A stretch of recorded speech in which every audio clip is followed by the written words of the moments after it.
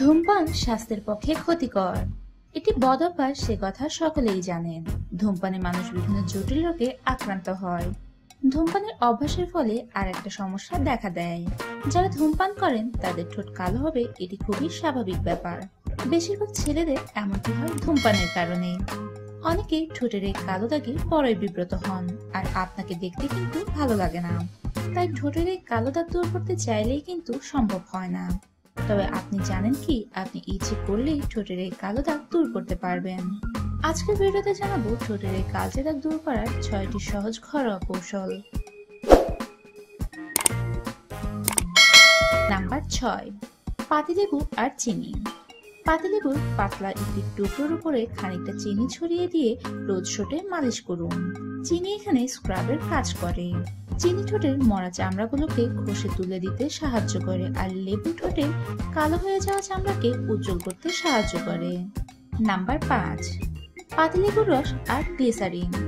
পাতিলেবুর রসের সঙ্গে খানিকটা গ্লিসারিন মিশিয়ে প্রতিদিন অন্তত 2বার করে ঠোঁটে মাখুন। দিন 10 মধ্যেই ফারাক চোখে পড়বে। নাম্বার 4, মধু, চিনি আর বাদামের তেল। মধু, চিনি আর বাদামের তেল একসঙ্গে মিশিয়ে নিন।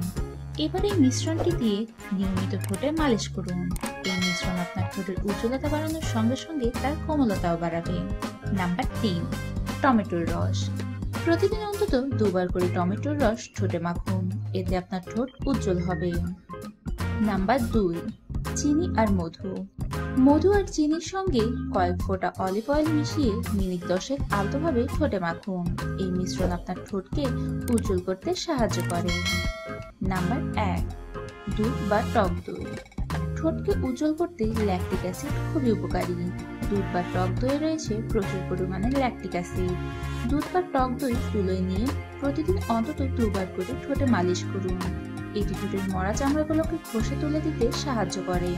একই সঙ্গে ঠোঁটের কালচে ভাব দূর করতেও সাহায্য করে। আমাদের সমস্ত ভিডিওর আপডেট পেতে এখনই চ্যানেলটি সাবস্ক্রাইব করুন এবং পাশের বেল আইকনে ক্লিক করুন। আপনার যে কোনো সমস্যায় আমাদের কাছে প্রশ্ন করতে ভিজিট করুন www.proshno-o-uttor.com।